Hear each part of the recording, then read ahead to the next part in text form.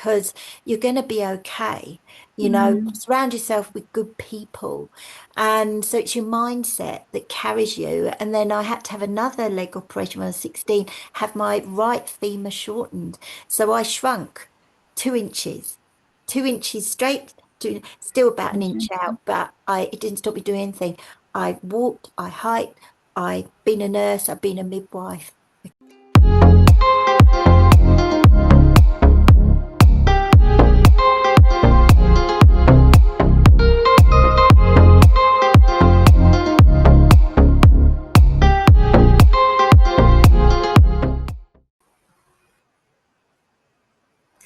Hello, everyone, and welcome to another episode on the Everyday Alchemist podcast, a podcast where we remind you to tap into the alchemist inside of you, because we all are magical and we all are powerful beings, and we can achieve anything we want with our mind.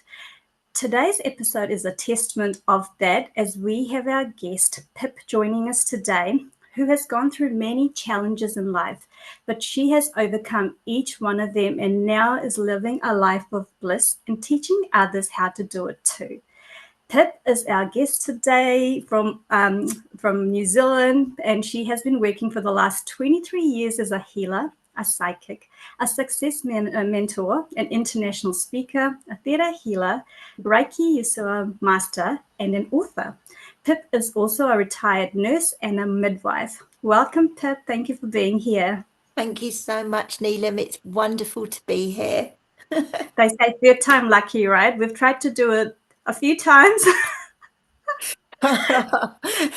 In perfect timing, it always happens. Absolutely divine timing. Pip, I wanted to, I mean, I've known you for over maybe 4 or 5 years now, or longer, right? Longer. But just for the sake of our audience, can you talk a little bit about your background and how you got started on this magical journey? Did you grow up with spirituality? Just a little bit about your background. Absolutely. So, hello, everyone. I was a reluctant healer. I was the person who pushed God away. I was the one who went, I don't believe in that stuff. Now, how did that happen? I was born into a family that believed in the church, in Christianity, and from a very early age, I was baptized, I christened, I was confirmed, I was made to go to Sunday school and go to church every Sunday, whilst my parents stayed at home. And I never quite understood what was going on. So then I grew up later and thought, oh, was it an excuse to just get us out of the house for a bit? So anyway, I was that little child at Sunday school that would question, why, why, why? And it was just an interesting time, and I used to watch the choir boys all come in from the, private boys' school to sit down. I was more interested in the boys, to be honest. From a little age. And so, that was me, and the cups of tea and the pieces of cake afterwards. So, and this is not being disrespectful to anybody who's a Christian. This is just my truth as a child growing up. But the thing is, my mum, she got ill when I was 7, and she got ill with cancer. And she lived for 5 years, but she went through horrific chemotherapy. And she and my father had split up by then. And when she was dying, I was present at her death with my sister. We were alone at home. No one expected her to die on that Saturday. And I swore at that time that if there was a God, he wouldn't have done that. He wouldn't have allowed my mum to have died. So we were left, and my stepmother was sent by my dad to pick us up, who we disliked enormously. And all of a sudden, we were thrown into living with my stepmother. So I had 6 years living with her, and it was a very painful experience. My mum died a very painful death, and I know I probably cursed myself at that time. I was so furious with God that I went, I never believe in you. So I had to go to church every Sunday from then on, right? Till when I was 18. And at 18, I decided, I'm not going. But of course, people got married in church. babies got christened in church. Things happened in church, and I loved the candle night service. So I always had my toe in, but a lot out. And my auntie Stella, she was my spiritual mentor, and she was my dad's sister. And from a very early age, she was referred to as that weird aunt, Aunt Stella who meditated, Aunt Stella who believed in spirits, Aunt Stella who said, "Philippa, you're a healer just like me." And then I'd be like, "No, I'm not." Pushed her away because I didn't want to be like her, who was weird, and I didn't want to believe in those things. I was too scared in of ghosts anyway. And so Mhm. in England, if you had ghosts in the house rather than spirits, then you'd have to get the priest in to come and, put the water in the cross there. And it was all very scary. And so you wouldn't find me looking at horror films or anything like that because I was too scared. And so it wasn't until later on in 1997 when I went through a divorce from my first husband. I was absolutely in deep grief that I ended up in the Canary Islands with my auntie Stella. And she said to me, "You're going to go and see my friend Pauline. She's a Reiki healer." Well, I didn't even know what a Reiki healer was. I didn't know Mm. what Reiki was. And I went in and I laid down, and Pauline, who only had 20% vision, she came in, felt her way, put her hands on my solar plexus on my stomach, and I wailed. The primal wail of grief, deep grief came up. And I was so embarrassed because I'd never done anything like that before. And who was this woman who was putting her hand on my tummy? And now I was responding like this, and I was scared. I was like really scared.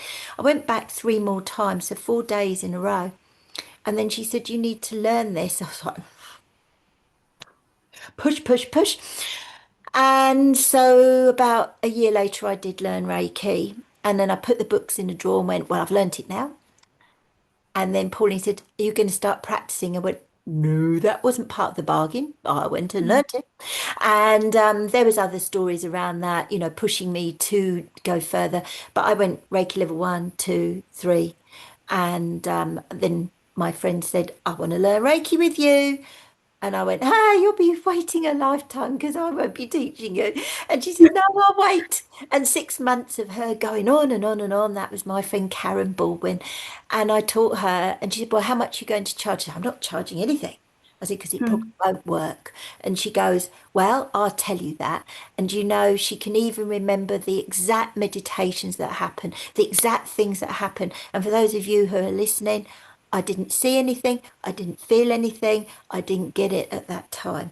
But it's not you. You got to remember you're a conduit. And if your intention is Absolutely. there, my intention was to do the best, but I didn't get anything from it. She did, and she's still teaching and she loves Reiki. So it's just a little synopsis there. Absolutely. Wow, that's incredible. So when did you really start to see the power of Reiki? Well, Karen woke me up, obviously, because then I was a bit bemused because I was thinking, well, she's obviously not lying. She wouldn't Mm. be making this up, but I didn't understand it. So I didn't actually see colours for 3 years. I didn't see anything. I just methodically went through the process, but it just showed Mm. how closed down I was. And Mm. I used to meditate in secret, and if anybody was coming up the stairs or could possibly see me sitting there, because they'd think I was mad, as far as I was Yeah. concerned, then I'd stop. Now that went back to nurses. I was a nurse and a midwife, as you said, and that went back to that time where we were told orthodox medicine is the way. Anybody who does woo-woo stuff, they're really wrong, they're bad, push them away. So there was that push away again. And because I'd 20 Mm. years in the health service, I couldn't be seen to be doing that. I was a sister on a delivery suite. So, Mhm. I was probably mentally ill as far as they were concerned. But the Yeah. thing was, when I started to break out and started to offer it at work for people who'd got a hurt knee or they were going to go Mhm. home because their back was sore, and they said, "You Mhm. do that Reiki, don't you?"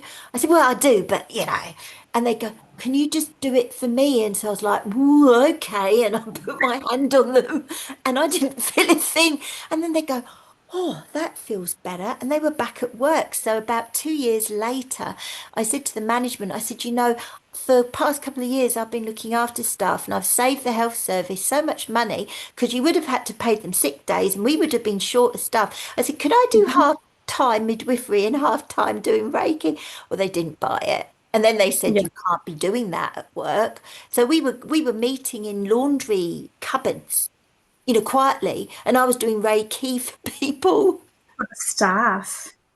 Incredible. Yeah. Incredible. Isn't that amazing what you said that sometimes we forget that it's actually not us? Even, I mean, you weren't even believing in it and the power was still flowing through. So that's such a good reminder. Sometimes, like when you have a client, you kind of go, well, not anymore, but I used to kind of worry, oh my God, is this going to work? Is this going to flow? But then it was exactly that. I had to get out of the way and go, it's actually not me. The energy is going to come through anyway. So, and if people, and my prayer is the people that come to me, they have to have some faith and believe in it, because I think that's where the magic happens. Do you know what I mean? Yeah. So that's incredible. Wow.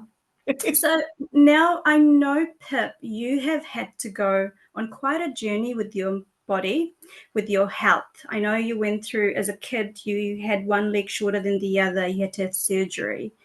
Then over the years, you tried to get pregnant for 17 years. And I know this is a little bit, it is quite a big topic, and you have given me permission to go there.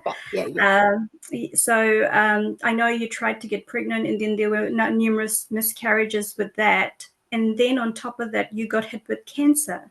So, I mean, it would be hard for any one person to go through with, one of those things alone. But you have been given this journey where, yeah, I just want to go there, if that's okay with you. If you Yeah, could kind of share that journey and, yeah, talk about your cancer journey, maybe, if that's okay with you. sure. Absolutely. So thank you. Yeah, it was about 3 weeks after I was born. My dad, because little babies, they have their legs up like this, and often I was born 4 weeks early, and my dad stretched my legs out, and then he Mm. realised that my left leg was shorter than my right leg, and so that began a journey to when I was 12, with surgeons taking a great interest in my leg, to see how they could help, because the whole leg was short, the femur, the knee cap, everything was small, the foot, everything. So whether my mother ended up having thalidomide at some stage during her pregnancy, I don't know. We don't know. She's not around. She died when she was 47. But Mhm. that would be perhaps a reason, a cause of it.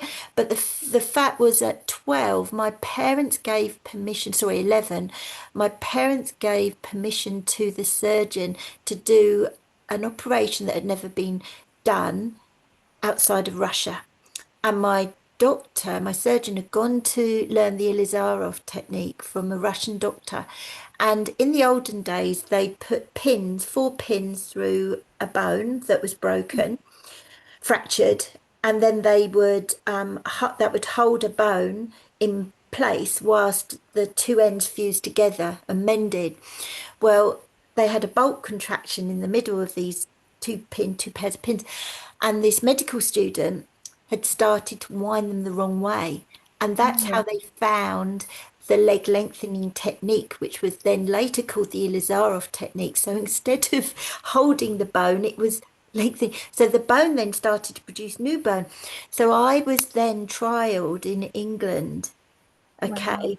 And I say thank you to my parents, because that's a huge, huge Mm. decision. It was agony, absolute agony. I was on pethidine, Omnipod, probably 3 or 4 times a day for 6 weeks. And, I think about that and I think, it's an opiate. I could have been Mm. a drug addict if you Mhm. think about it, because, Mhm. for that length of time, wouldn't you want to keep going with it? But no, I've never smoked, I've never taken drugs, take a paracetamol, that's enough. But so that was that. So my leg was 5 inches shorter when I was 11. 5 inch Wow. shorts. So I wore Wow. big boots, but I never got Mm. bullied at school. I was always surrounded by great friends who looked out for me. Now I look at, people who've got leg problems, knee problems, hip problems. They attract me because I feel for them, because I empathize with them. And Mm. I say to people, always smile, put your shoulders back, put your head up, Mm. feel that strength within yourself, because you're going to be okay. Mm. Surround yourself with good people. And so it's your mindset that carries you. And then I had to have another leg operation when I was 16, have my right femur shortened. So I shrunk 2 inches, 2 inches straight, still about an inch out, but it didn't stop me doing anything. I walked, I hiked, I've been a nurse, I've been a midwife. Okay. So Mm. that was that. Overcame that. And my mum died just after that.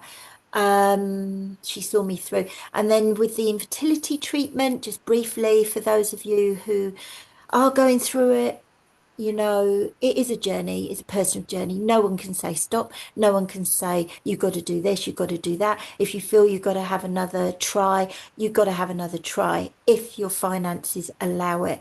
Sadly, that's what it boils down to often is, $10,000, Mm. $20,000. It's a lot of money for, people to actually cope with, the fact if it fails, then you've got to go through that grief cycle. You've got to rebalance your hormones. You've got to wait a length of time before you can even go on the next one. So, I went on a 17-year journey. If I'd known that at the very beginning back in 1993, would I have gone through 17 years of hellish time where you disassociate from your body? Mm. Yes, I probably would, because I desperately wanted that child, and I did the meditation. I lost hope. I had the grief. I had the anger, but when I did fall pregnant after the last infertility treatment, the IVF, the body was just settling with the hormones from the IVF, and I fell pregnant for the first time naturally. Okay. Wow. Mm. That's a miracle. It was a miracle.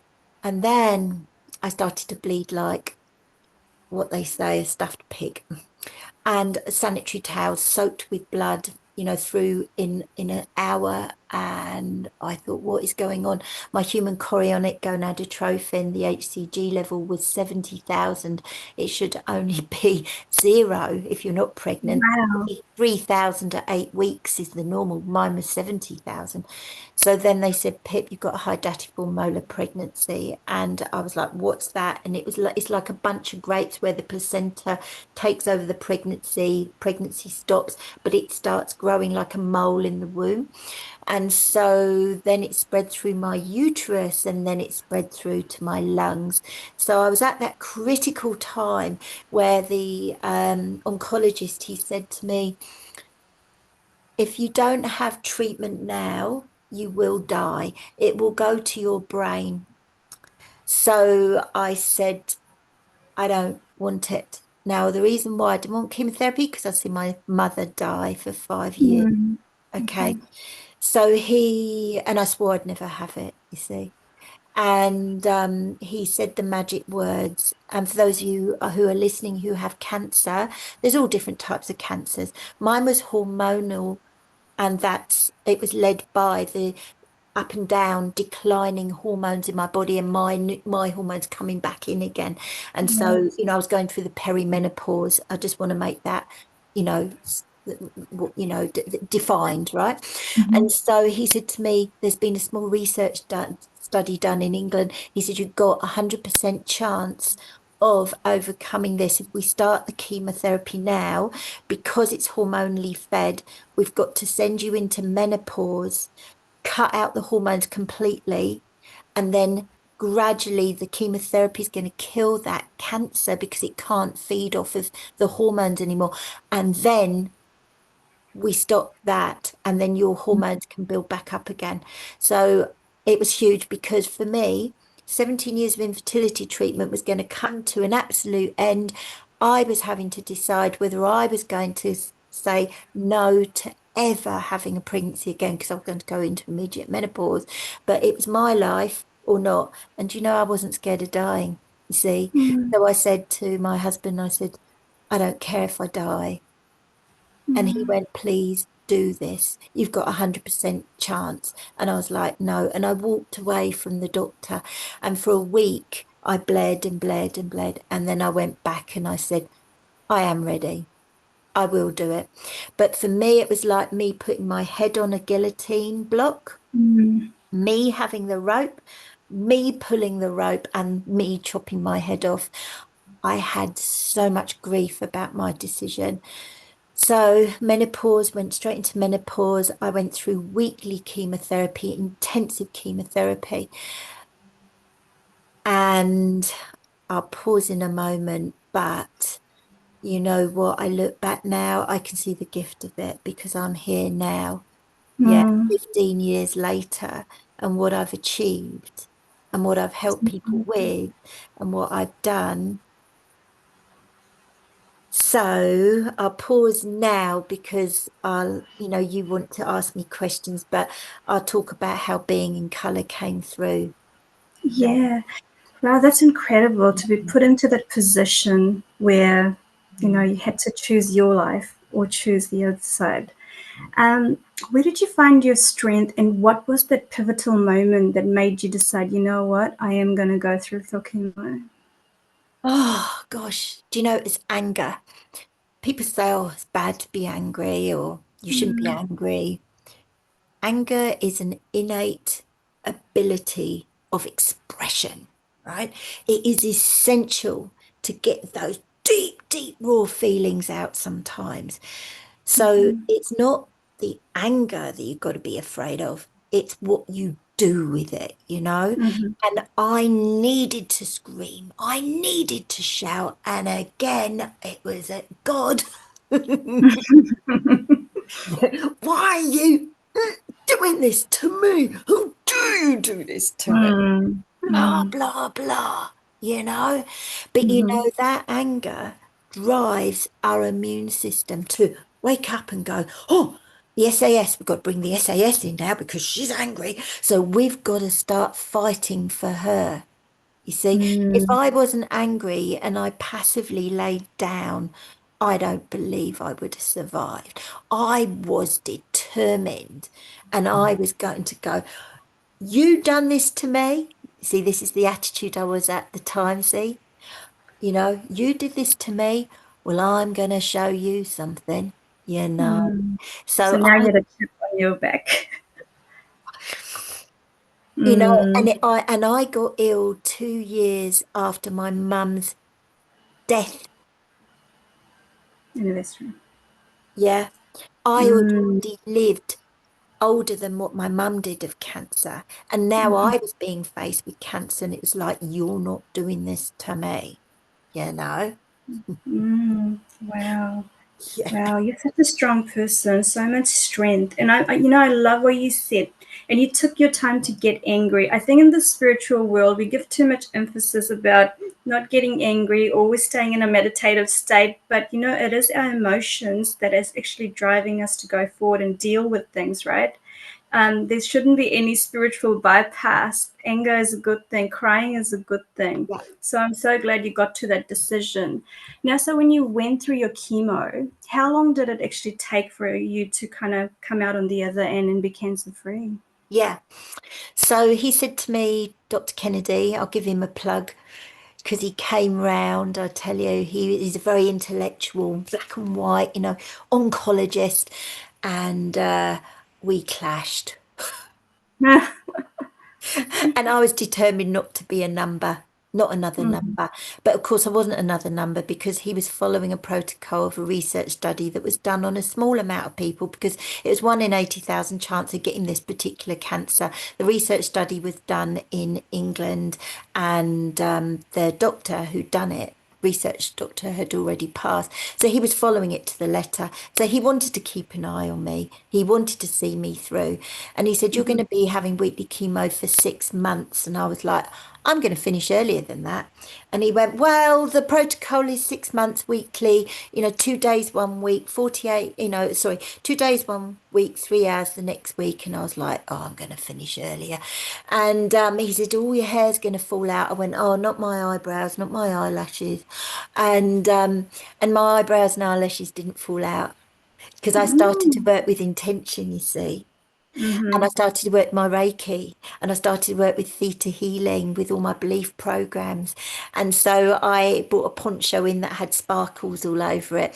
And then the coffee lady or the people on the ward, they'd say, what are you doing? Because I was always looking great and I had my scarf on and, I was like just going, breezing through. And then they come in and they give me my tablets. And I said, what's that? And they say steroids. And I go, body down, yes, no. Do I require, body, do you require steroids today? No, no, I don't want those. What's that? Oh, painkiller. No, no, I don't want that. Sickness tablet? No. I said, I don't want those. What's that one? Oh, that's the chemotherapy. I said, oh, I'll have that one then, and the drip. And then they're going, but why aren't you ill? I said, because I'm asking my body whether I need it or not. And I went raw vegan diet. Yeah. I lost 10 kilos. I went down to 48 kilos. I did have ulcers all through my body, Mm-hmm. but my intention was starve the cancer, the fast growing cells, starve them, but look after all the other cells in my body with a raw Mm. vegan diet, you see. And so then I was focusing on manifesting stem cells in my long bones and my pelvis to feed the unhealthy area with good, healthy cells. And I finished my chemotherapy 4.5 months in. Wow. So whatever you put out as the intention, it worked. I Yeah. love that's the power of intention, right? And That is so he said to me on the last day I was there, he goes, I don't often get to say this, Pip, but you're cured. I said, great. And I well. said, you know what? I said, please don't take this personally when I say this, but I said, I hope I never see you again. He laughed and said to Oh, me, that's so are you a witch? And I went, a witch? And they said, yeah, are you a witch? I said, well, I don't know what a witch. A witch is a wise woman, herbalist, midwives. Oh, there's the fly. We've got a story it about is the fly. back. Yeah, we'll talk And about this. I said, oh, I'm using intentions and positivity and that. Well, anyway, when this nurse was fixated on me, and when he said to me, oh, the doctor in England passed, Pip, because I thought, oh, maybe you'll be interested in this research study you're using on me. He said, oh, he's passed over, and that nurse went, oh, well, maybe you could do a séance, Pip. Oh my And I god. went, I don't do seances. Like, I'm not that kind of witch.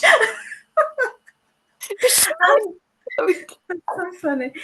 Oh, that's amazing. See, it just shows how powerful we are as human beings, right? The power of intention. You going and feeding, starving the cancer cells, being the alchemist that you are, creating magic, transmuting, transferring all this other stuff and creating magic. That's absolutely amazing. I love it. Can we just take you back because you were doing this and some people might not understand what that is? Can we talk a little bit about body muscle testing, Yeah. please? And if anybody's watching, you can play this bit back and learn. And if you want to learn more, you can have a look at my book, but I can't find it. But oh, here it is. Cosmic Radiance Discovery, my book that I wrote. Yay! And there's a section in there on how to dowse. So here we go. Okay. So this is muscle testing. So you have to do a little circle with your non-dominant hand, and you then Mhm. do a circle with your dominant hand of your thumb and your first finger or middle finger, whatever feels comfortable. And then you interlink them like so. And when it's in this back position, this one's back in his back, that's neutral. All right.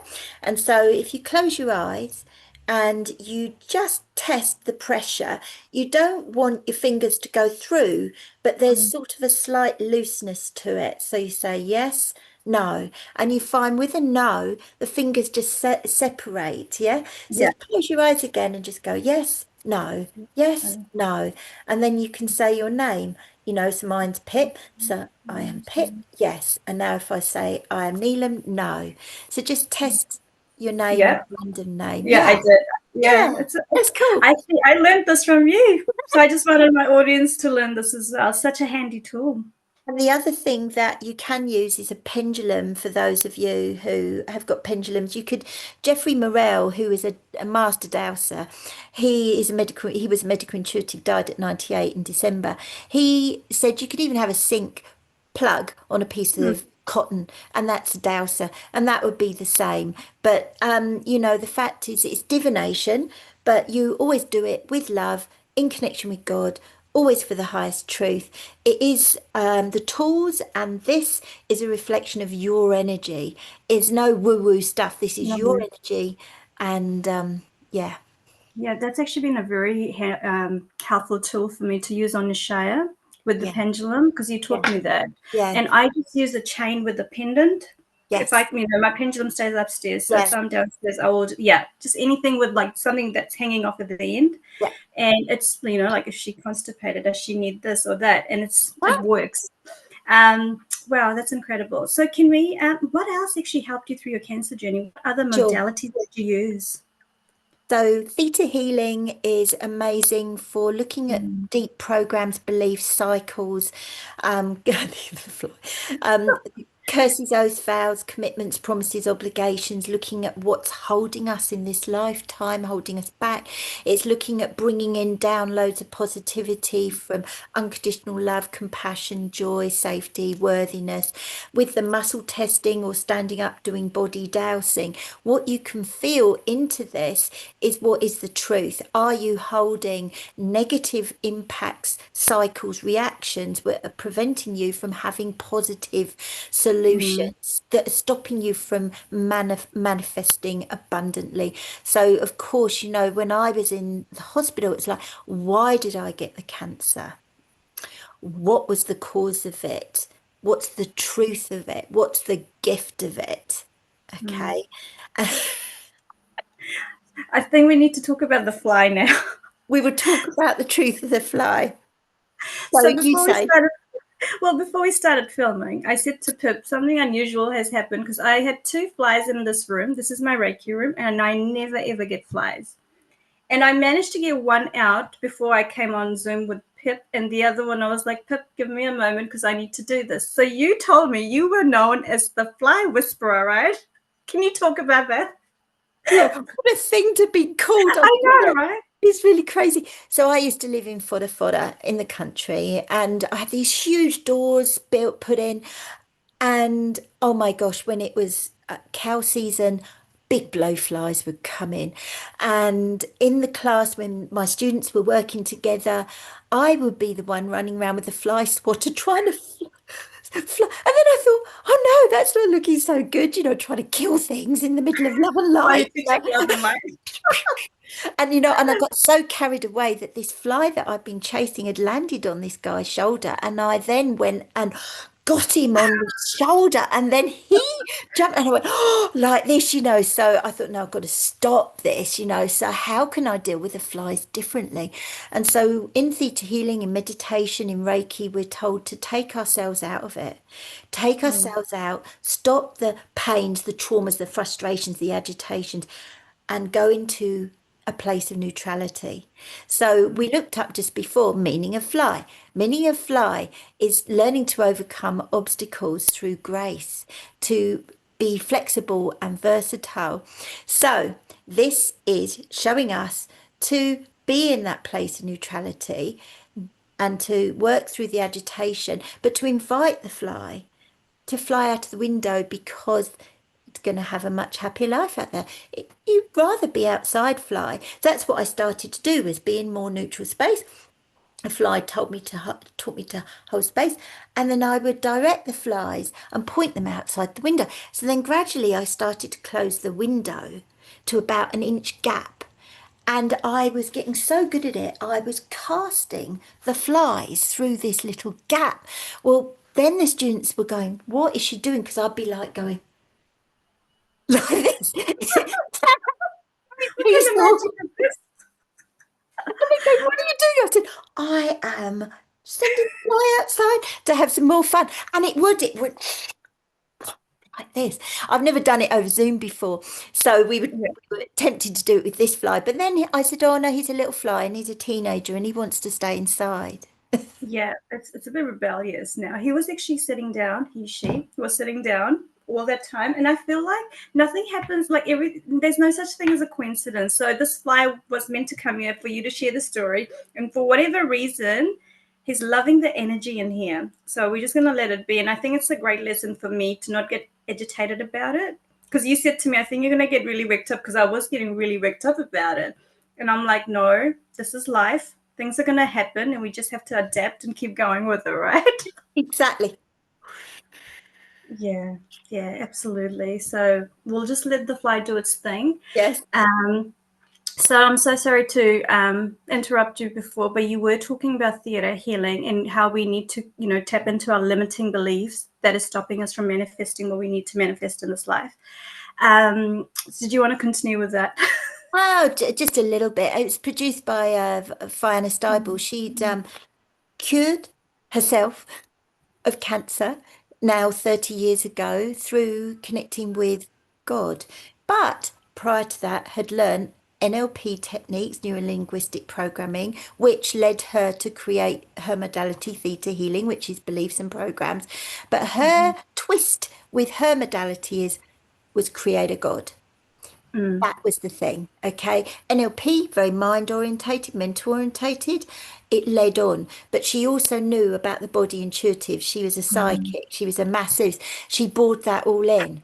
And yeah. she is she's got 30 different courses under her name now. It is amazing. And so, with that, I learned to look into my body, to get in tune with it. When I was told you needed a blood transfusion, I was like, I'm not having a blood transfusion. And I spent all night creating stem cells by visualizing stem cells in my long bones. Next day, they come and take my blood. They go, oh, maybe the lab results were wrong yesterday because your blood count's fine today. And then at that point, I went, if you're going to question your laboratory results, I'm going home because you probably got it wrong about the cancer then. See? And then they go, oh no. And I said, do you know what it was? And they said, what? I said, it's magic. Magic happened. That's what happened. Like that. And so there were lots of occurrences. And the Mm, other thing, I had a portacath here. I've got a scar, and they put like a valve under the skin with a long line that goes to the big heart mm, vessel, and then they give you chemo through that when you're having it over, weekly. It's too much here, to keep going. mhm, So it blocked the first time they tried to use it. It was blocked. They couldn't get any saline in or any aspiration out. And they tried twice. And I was so annoyed because I've been through an anesthetic. I didn't want them using my arms. So I said, I refused you to do to my arms. Oh, well, you got to have the chemotherapy. We've got this regimen to do. I said, well, you're going to have to get the doctor. You have to get the doctor because they haven't put enough warfarin or heparin in it. Not my fault, I said to them. Anyway, my friend was with me. She knocked me on my leg. She said, get out of your ego. And I went, she said, go and do what you know you can do. Do it now. I went, oh, wow. yes. So I went up and I said to Creator, make the line patent, make it, usable, make it patent. And I saw this pink light come in, go up the tube. The doctor comes in. Oh, well, we've got to access it. I said, no, one more time. Try one more time. And I said, I've been told for you to use a bigger needle in the valve. And he was like looking at me. Well, they Told did. by who? And it worked. See? And that Mm. same nurse was witnessing it. And she goes, what did you do? And I looked at her and went, magic. Oh, I love it. That's the power of your subconscious mind, creating it, asking God, creator to. It's amazing, sometimes we don't do the simplest thing, right? And thank God your friend was there to remind you, get back into your magic field and create it. Ask for it. That's why they say, ask and you shall receive, right? It is so simple, but yet we forget. You're just so magical. I love you. I love everything about you. Um, I'm going to ask you a bit of a heavy question. You knowing what you know, why do you think you got cancer, Pip? Mm, After having so many other challenges you had to go through, why yeah. you? Why me? I feel the past 15 years have been hard, challenge, but magic. I'm now 61 You don't and look it. thank you. And I am really living my best years now because, they say when you hit 50, you have got the wisdom, but you've also got the ability to say no. And you've also got the ability to say, that's not right, or that's not what I want. This is the Mm, way I want it to be in your life, and not get distracted by all that stuff that has gone on before when you're 20 or you're 30 or 40. 50 is that time where women are going through the perimenopause, perhaps, or the menopause. Your body's changing. In the Celtic, word, and I don't really like this word, but you go through the hag phase. But the hag is that woman who's like you say, the alchemist. She's transforming the mm, energy of, you know, birth, growing a baby and birth. But you're now mm, going into that wise woman phase. And how mm, you adapt to that is really up to your attitude. And yes, you can pine and grieve for what's gone. Your skin changes, your bones change, mm, but if your attitude can be uplifting, it can be light, you can be happy, you can be grateful, then you can have compassion. But you know mhm. what? I am living my best life now. Yeah. It shows on your face. And I'm living by the sea, which is what I came to New Zealand to do, was to live by the sea. I'm living in Raglan. And I've done my cards, my colour cards. Yes, I was I've going to bring that written, up. I've written my Yeah. book. I'm now top of the food chain, if you want to say that, in theta healing. I love working as a certificate of science theta healer because I get all sorts of people coming to me, from those who've been through incest, abuse, alcoholism. They're going through all sorts of traumas, and then they're wanting to go on past life journeys. They're wanting to go and explore their spiritual, mastership. Why am I here? Why is this all through? So why did I get cancer? Why have I gone through all these journeys? Is to awaken and to be aware of that master within me, which is within you, and to work with it at a high level to help not only myself, but my life, my partner's life, my friends, and my colleagues, and the people that come to seek, is to help people hold space and to know that there is hope and there is a reason for all of this. But my ego and my negative state of mind that had come and been perpetrated really Mm, from childhood, having all my chakras closed down. That's what happens with the cross. mhm. I had to Wow. pull that away Mm, and then see the truth. Sometimes the truth isn't so easy, but I wasn't meant to have children in this lifetime. They would have been a distractor for me. See? yeah. That's amazing how everything is making sense to you today. And I absolutely love that. Like you, I believe we all choose our own journey before we come into this human life. And the more, exactly what you said, the more adversity you go through, the more you tap inside to the alchemist that's inside of you. I mean, my journey with Nishaya, exactly that. I think at first I was a victim, go through the blaming stage. Then you go through the journey and you come on the other side and you go, oh my God, I'm so grateful for this journey because through her, I found my magic, just like you found your magic. I absolutely, that actually makes me quite emotional. I could never answer it better than that, but I completely feel exactly what you mean. So Yeah. well done for answering that, Pip. That's amazing. Mhm. Can you talk about your color cards? Because I Mm, know that's something you created while going through your journey and how that helped you and how it is helping your clients at the moment. beautiful. So these colour cards, they come in this beautiful velvet pouch, and I don't know if you can see, but there's a Mm-hmm. blue triangle with a golden spiral and a rainbow. Now that Mm-hmm. really is an important symbol for me. I was sitting in my hospital bed, receiving the methotrexate, which essentially is mustard gas. It's bright, fluorescent, greeny yellow, and it's pumping through my veins, and I hated it. Mm. Hated every drop. I was rejecting it. And then that night, I had a vision of this mist, coloured mist. And within the mist were these colour orbs. And I looked in and I thought, oh gosh, my mind's going a bit mad here. And then I said in my mind, who are you? And they said, it is. And I said, but why me? And they go, well, it is. And I said, that's not good enough. And Mm. and I said, but why? And they said, for you to do your work. But at that stage, the peace that came through was just amazing. It was phenomenal. And then within those orbs was this sense of beings in there, right? And then I suddenly switched on. It was an awakening. It was like a death door, you know? And I said to my husband, John, at the time, we're now divorced, love and light. I said to John, could you bring in a black pad of paper and pastels, you know, those sort of soft crayons? Mm-hmm. And I started to draw spirals. And all it looked like visually was a blob on a black background.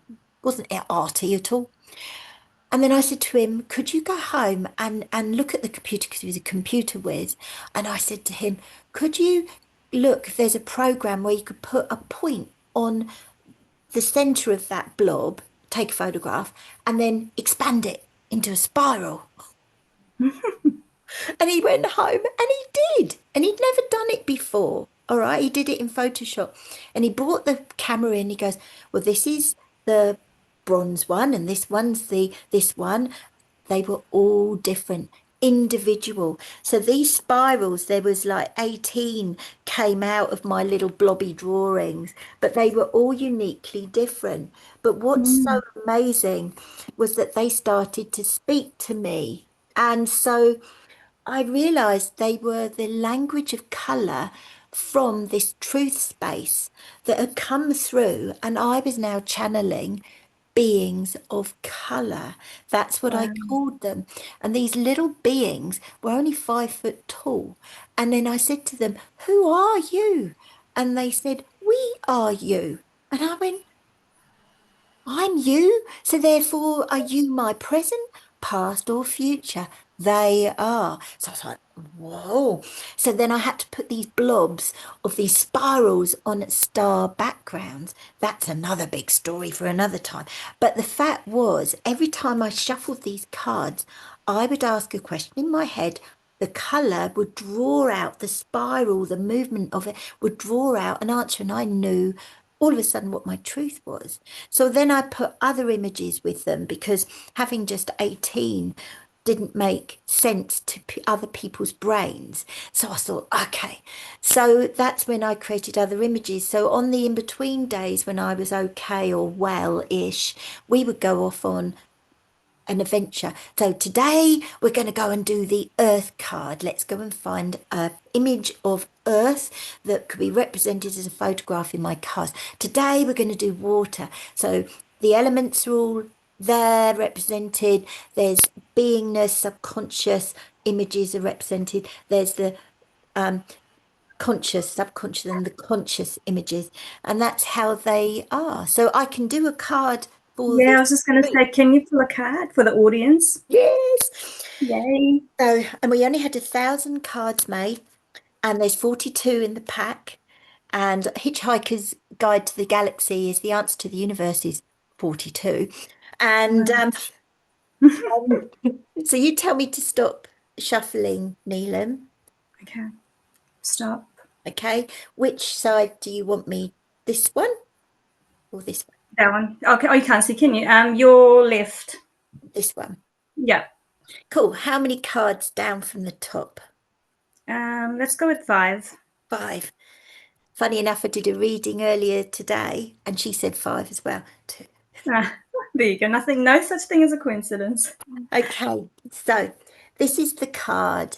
Hopefully you can see it. I can see. So I'm going to ask you the four questions, Neelam. Okay, so what's the first thing you see when you see this image? I see a man. A man. A man. Cool. Mhm. And for those of you who are watching, you write down your answer. What do you see when you see this image? Okay. So now, what does that mean for you, Neelam?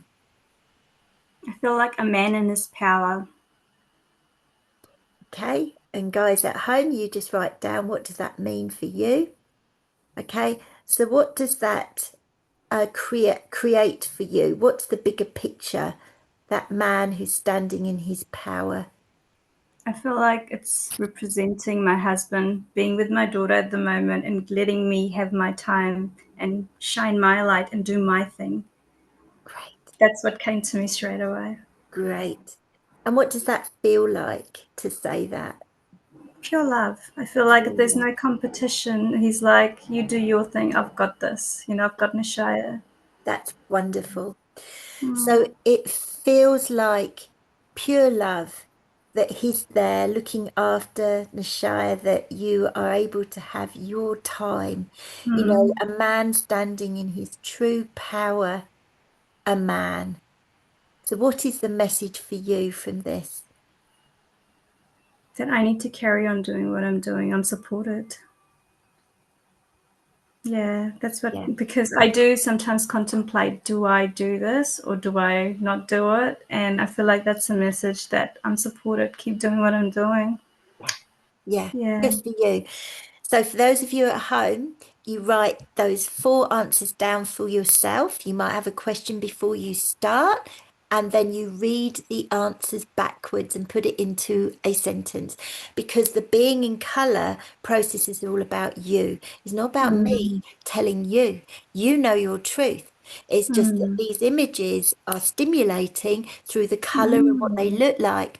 So I will ask you a That's so question interesting. about the universe and the awakening, because that was one thing you wanted to talk about. And I'm going to just select um, one. Oh, this one shines for me. Okay, so this is your truth about the awakening and what's happening now.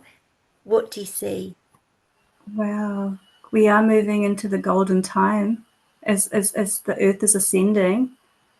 Wow. And the spiral I can see is like, I can see it moving.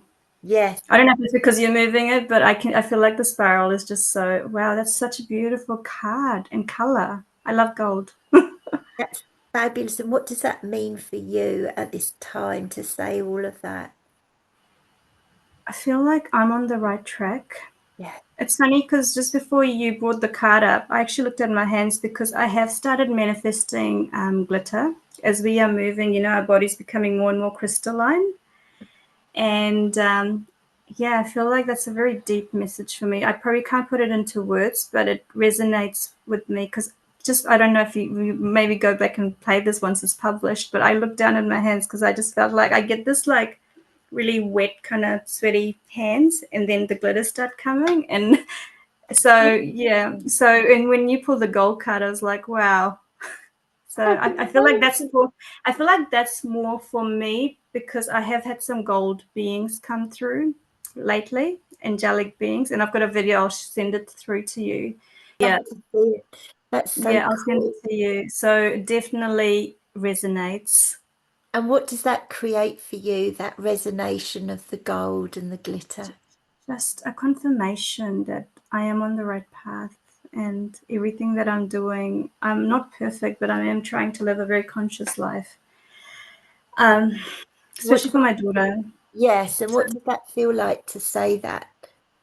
it feels good. I feel like I'm in my power. I'm not hiding away from my truth anymore. I'm being authentic. When I started on my journey, I wasn't really speaking my truth. It's taken me 13 years to get to this place where I can stand in my truth. Yeah.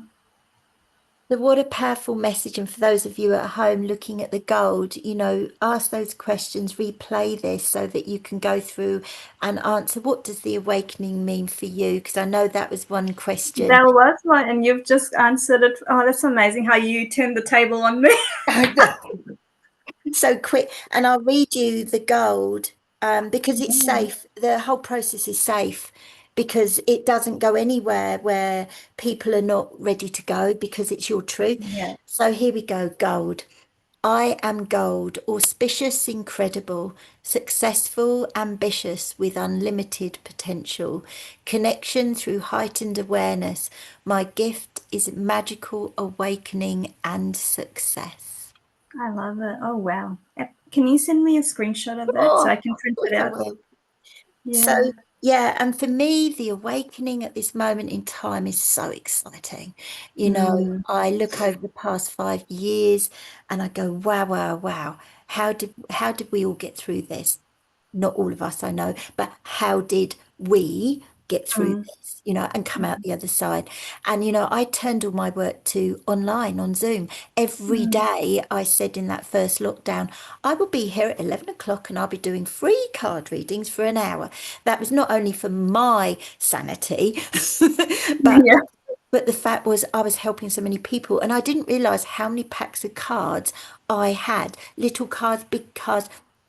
In the end, I did 50 days of card reading, an Wow. hour a day. In the end, I was going out for walks, reading trees. I was on the phone. It was amazing. People come up to me even now, go, you kept me sane during that time, Pip. 11 o'clock every day, we'd get our cup of tea and sit down and listen to you, blah, blah, blah, blah, blah, you know. Mm, But the awakening is, for me, it's seeing the truth, being the truth, walking in mm, a high ethical, moral way, not mm. getting involved in distractions, identifying the distractors, using your discernment, and living in as healthy way as you can, filtering your water, making sure you're eating as organic food as you can or homegrown food as you can, helping one Mm, another. There's so many people out there who are happy to swap food, swap things around. I'm loving going to op shops. I'm loving it. I'm just loving it.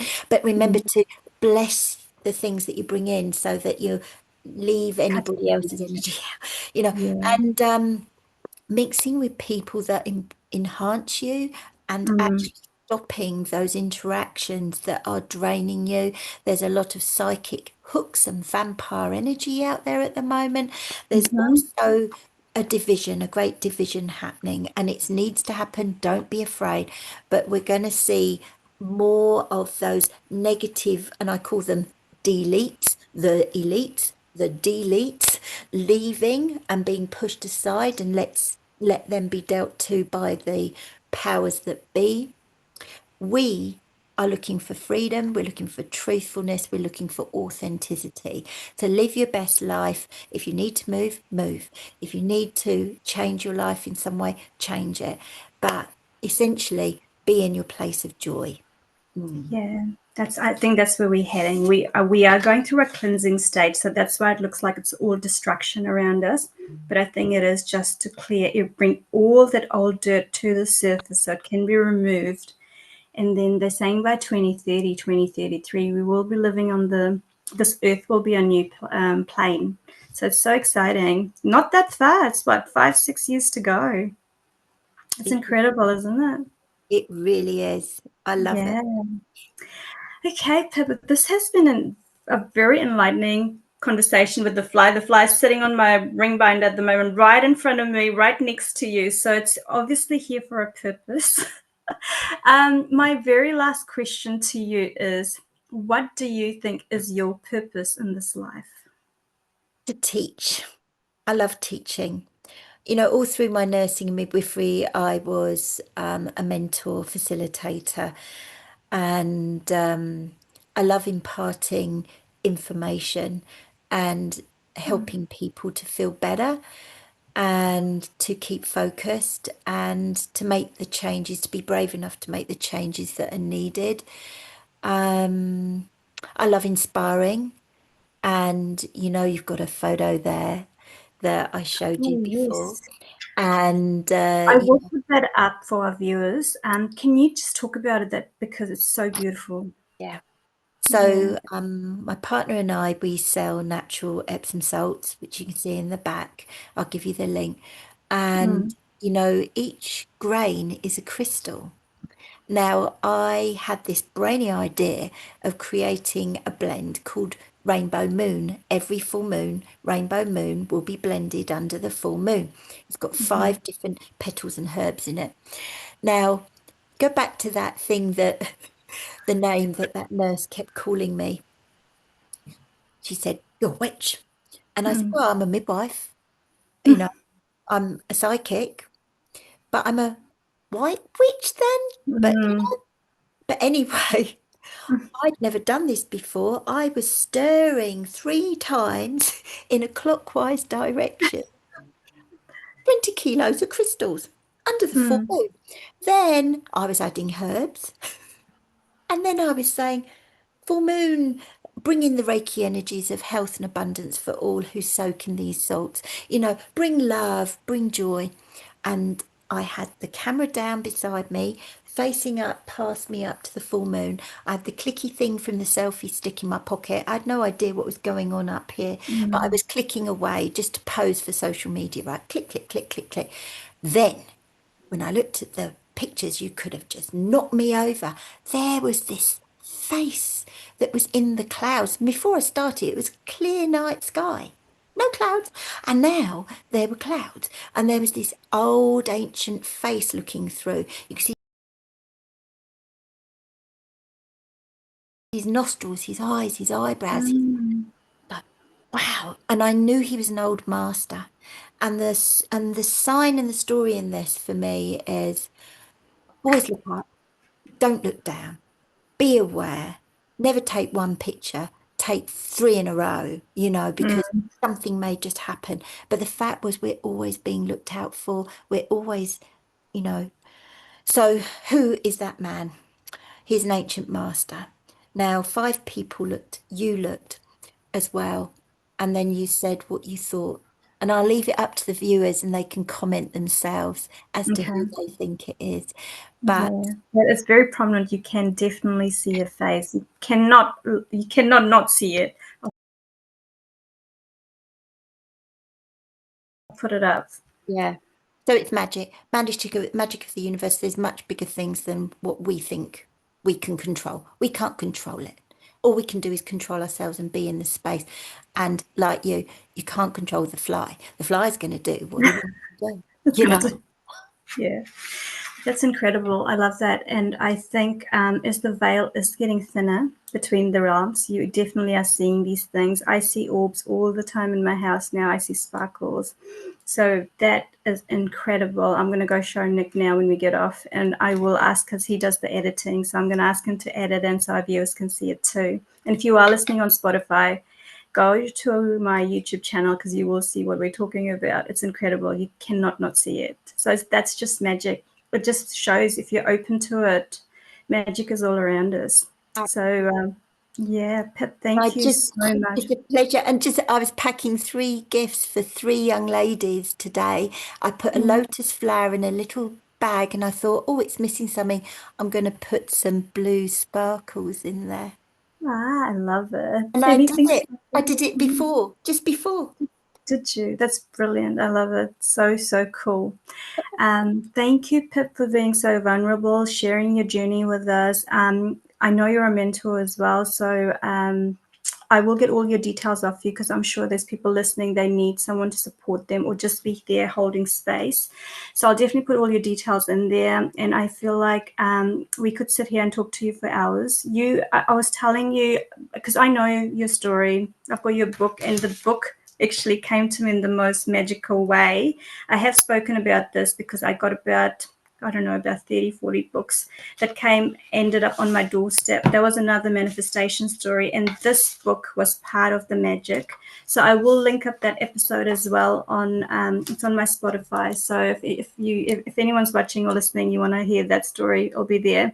But thank you again, Pip, for taking your time out, and we need to do this again. Thank you for Yeah. your magic. Thank you for being so kind and always having a smile on your face. You've been through so much, but no one will be able to tell because of your energy, your beauty, and your kindness. Mm.